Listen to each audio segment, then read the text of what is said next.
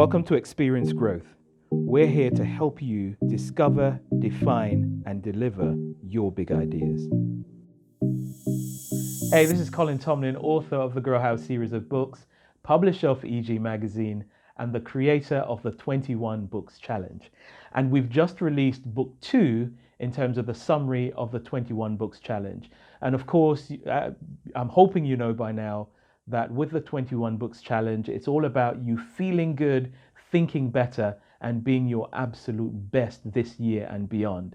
And the challenge helps you to be able to read, listen, watch, digest 21 summaries over the next 42 weeks.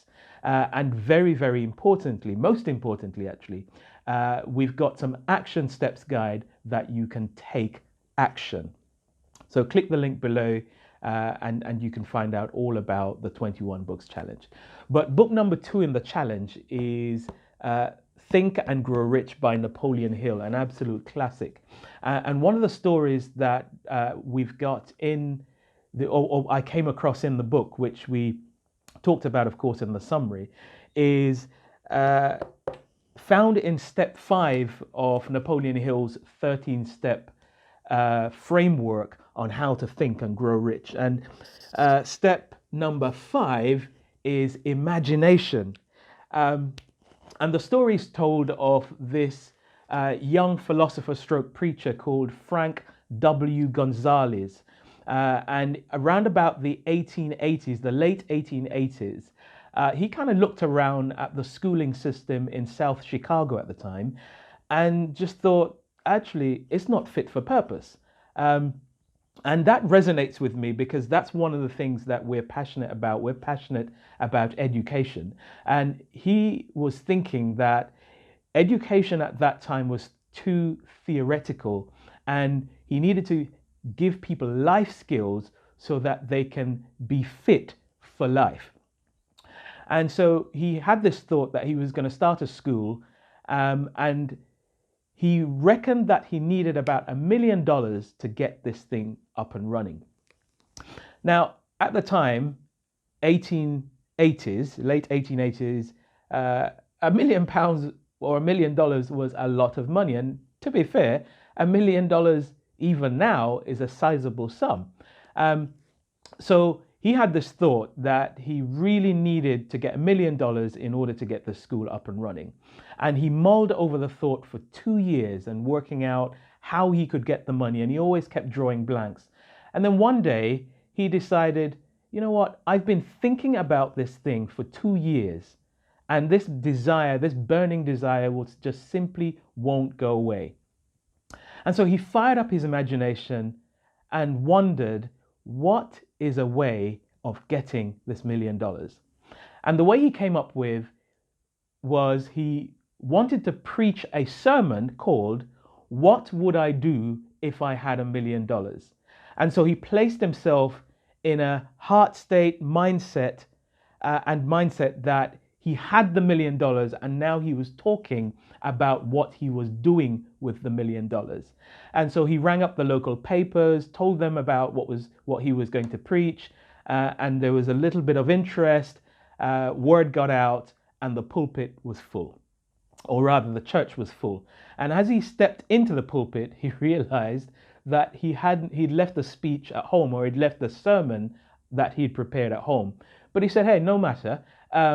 I've been mulling this thing for 2 years and it's now inside of me. So he spoke from his heart. And he preached the sermon that, hey, this is what I would do if I had $1 million, and shared his vision about the school, shared his vision about how it would change people's lives and how it would bring transformation. And having preached the sermon, he went and he sat down. And as he sat down, he noticed that there was a gentleman that was approaching him. And as the guy approached him, he said to him, you know, Reverend, thank you for your sermon. I absolutely believe everything that you shared in your sermon today. And to prove that I believe what you've just preached, please come to my office on Monday morning where I will have a check for $1 million waiting there for you. This gentleman who approached the Reverend turned out to be Philip D. Armour, at the time, one of the most successful entrepreneurs and businessmen in South Chicago. And so the point of the story is imagination won out. Because many times we tell ourselves all sorts of stories about why we can't do what we know we have a burning desire to do, what we're destined to do, what we know we have to do in order to deliver something of value for humanity, for your customers, for a section of society.